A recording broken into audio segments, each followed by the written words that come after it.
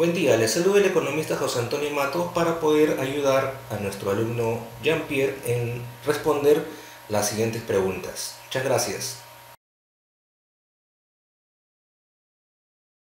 Bien, la primera pregunta es clara. ¿Qué haríamos con respecto a las primeras medidas para poder solucionar este periodo en donde la pobreza se ha venido en aumento, ¿no? Entonces, lo principal es la medida que él ya ha determinado, que es la urgencia de poder terminar todo este periodo de reconstrucción, que en la parte norte, que es una parte muy productiva para nosotros, para la capital y para las demás regiones, en donde la construcción de hospitales, la construcción de pistas, la rehabilitación del área urbana de ellos también hace que haya unas mejores condiciones de vida y eso colabore con lo que es la producción de esa región. Y eso haría mucho que parte de la pobreza que también encontramos en esa zona sea beneficiada, ¿verdad?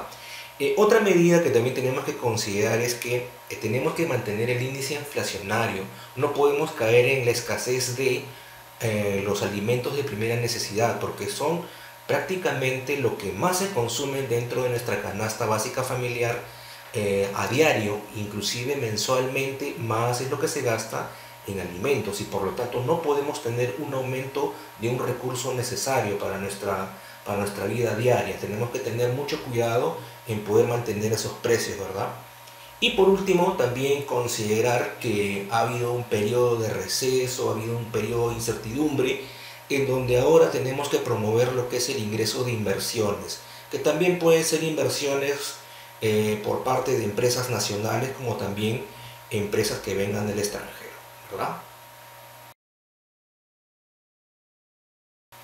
Bien, con la segunda pregunta que nos está mencionando, si la corrupción tiene que algo ver con el incremento de la pobreza, claro, la corrupción a nivel de personas, de empresarios, de gobierno, termina siempre con una mala reputación, ¿no? Una mala reputación para un presidente, una mala reputación para una persona, una mala reputación para una empresa, hace que prácticamente haya un periodo de desconfianza o en todo caso haya una incertidumbre por parte de inversionistas extranjeros, lo cual hace posible de que las inversiones no puedan ingresar y al no haber inversiones, porque si no podemos analizar el PBI, prácticamente el PBI nuestro está completamente, en su mayoría, digamos, siendo base prácticamente por parte de las inversiones extranjeras porque son las que dan más trabajo a las personas en el Perú, ¿verdad?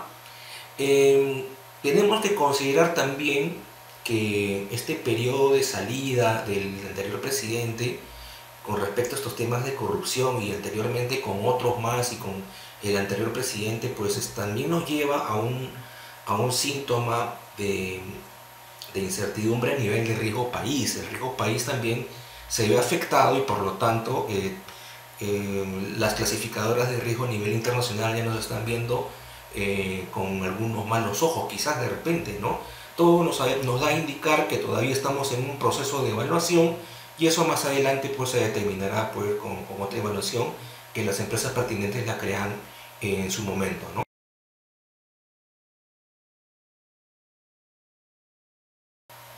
Bien, en la pregunta tercera se nos menciona si usted cree que una persona pueda vivir tranquilamente con 338 soles al mes y eso puede cubrir necesidades básicas. Bueno, hay que explicar un poco esta cifra. Esta cifra es tomada de lo que el INEI considera la cifra base de la canasta básica familiar que está en 1.352 soles, pero dividido entre 4 personas como mínimo. O sea, está considerando que esos 1.352 soles son para 4 personas que son miembros de una familia. Entonces, al ser dividido vendría a ser pues 338 soles. Ahora, si bien esos 1.000 soles para 4 personas dentro de una familia que pueden ser bebés o pueden ser personas de edad, pues prácticamente no alcanzaría. Pero es una cifra base en la que de todas maneras se pueden hacer estos estudios y se puede determinar lo que es la línea de pobreza. Pero con 338 soles me parece que nadie puede subsistir, sobre todo si estamos hablando de la zona nuestra zona urbana, ¿verdad? Nuestra zona de costa, porque aquí el nivel de costo de vida sí es mucho mayor, ¿no? Entonces, tenemos que considerar que esta canasta básica familiar de 1.352 se tiene un mayor gasto en lo que es alimentación y también lo que es en vivienda. Hay que considerar que los gastos de vivienda en Lima son muy elevados y por eso es muy poco probable que las personas puedan vivir con esa cantidad de dinero. Bien, ahora se nos menciona que Cajamarca registra el 50% de pobreza monetaria. Justo es aquí en donde hay una diferencia entre el 338 y lo que es la línea de pobreza. La línea de pobreza se está mencionando en un 138 per cápita. Entonces, si alguien gana menos de 138 o no llega a esa cifra, prácticamente se podría decir que está en una pobreza extrema. Y bueno, justo da el tema con respecto a Cajamarca, que nos menciona que tiene unas tasas que han aumentado de 13.5 a 20.5. Entonces, ¿cuál es el causante, verdad? Bien, el causante, básicamente por las noticias que hemos tenido anteriormente les hemos visto, es que el gobierno regional de Cajamarca tiene muchos problemas institucionales, tiene algunos problemas también con respecto a algunos proyectos públicos que por algún tipo de descuido o por no tener una auditoría necesaria, pues se han visto truncados y eso es siempre necesario para una zona regional. Los proyectos públicos son los que prácticamente hacen que puedan darse hospitales, colegios, apoyos a los agricultores y todo eso hace que esta región pueda seguir próspera. Pero si el gobierno regional no hace su parte, por decirlo así, entonces tenemos este índice de pobreza muy reflejado, ¿no? Vamos con la siguiente pregunta. Ahora, se nos menciona un poco el tema de que si es que el factor del incremento de personas venezolanas en el Perú o de cualquier otra nacionalidad influye en el incremento de la pobreza. Bueno, esta situación no es tan real al 100% porque ya habíamos comentado que Lima es un lugar que está muy saturado completamente con respecto a personas. Estamos hablando de que solamente en Lima tenemos más de 10 millones de habitantes, prácticamente la tercera parte de la población nacional, lo cual hace que de todas maneras aquí haya escasez de alimentos, escasez de empleos, escasez de mejores ofertas de vivienda, ¿verdad? Ahora, esta situación de redes sociales un poco que ha venido a transgredir pues con alguna aparición de videos, con alguna aparición de fotos de algunas personas que bueno, de todas maneras trabajar con redes sociales es muy, digamos, eh, trabajarlo con pinza porque de todas maneras mucha gente puede opinar y tener una idea muy equivocada. Lo que sí podemos decir es que la cantidad de personas que han venido de otros países como venezolanos han hecho que en Lima se aumente lo que se llama los negocios que ya prácticamente no son del todo legal, o sea, que están infringiendo algunos tipos de normativas. Eso hace que haya un proceso de, digamos, de aparición de trabajos que no son de todo legales porque no están pagando el sueldo que se debería dar.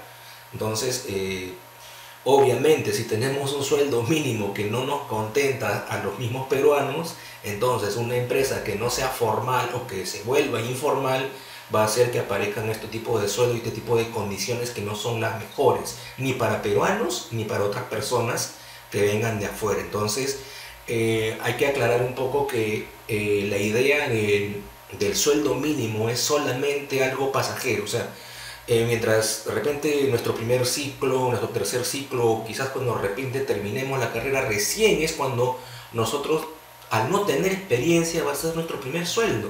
Pero no quiere decir que eso siempre va a ser para nosotros el sueldo, digamos, de privilegio, sino que vamos a ir a medida que nos capacitemos y estudiemos y podamos tener mayor experiencia en el mercado laboral. Eso sucede que aumente más adelante nuestros sueldos, ¿no? Claro, a eso se me refería. Bien, en esta última pregunta nos mencionan qué podríamos hacer para combatir la pobreza y erradicarla.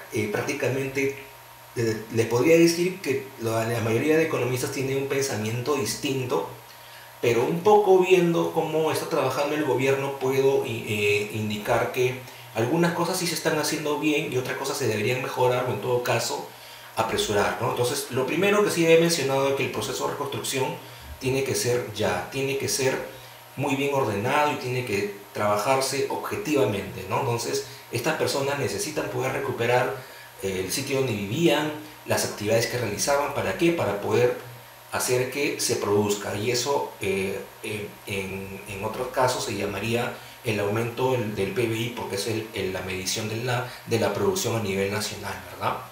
¿Qué más? Podemos entonces conseguir entonces, ojalá que estas obras inconclusas sigan y se mantengan y que se dejen de postergarlas, ¿verdad?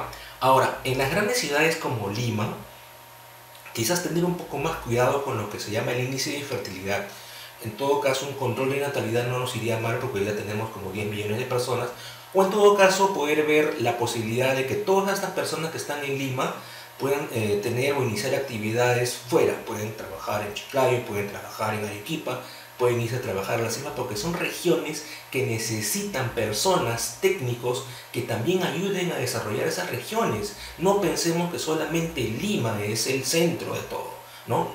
Lima no es el mundo. Entonces, estas 10 millones de personas que ya prácticamente han hecho que de repente algunas de ellas puedan tener el éxito, ¿no? De tener una casa, un departamento, un auto, pues nos lleguemos a saturar en este tipo de tráfico que encontramos en las tardes, ¿no?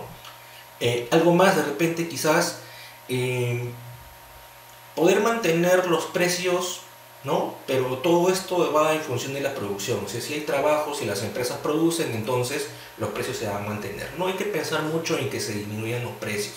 Hay algunas personas que piensan que se disminuyen los impuestos, pero en realidad hay muchas empresas que todavía deben impuestos y en realidad son los que deberían apoyar al sector público, a lo que es la SUNAT, ¿no? Todos estas instituciones que se encargan de poder recolectar los impuestos y de poder hacer las obras públicas que necesitamos. Entonces, necesitamos cobrarle a esas empresas de todas maneras, ¿no? Que no sea una situación irresponsable y fomentar la informalidad, ¿verdad? Entonces, espero que haya sido estas respuestas les hayan abierto quizás un poco más de criterio o en todo caso puedan apreciar las opiniones que yo pueda tener acerca de este tipo de situación que tenemos actualmente. Bueno, fue todo por mi parte, José Antonio Matos. Hasta otra nueva oportunidad. Y recordarte que puedes suscribirte al canal dándole clic en el cuadrito rojo, pero también si deseas recibir notificaciones en tu correo y móvil, darle clic en la campanita del lado, dale guardar y automáticamente sabrás cuando subamos otro nuevo video. Muchas gracias.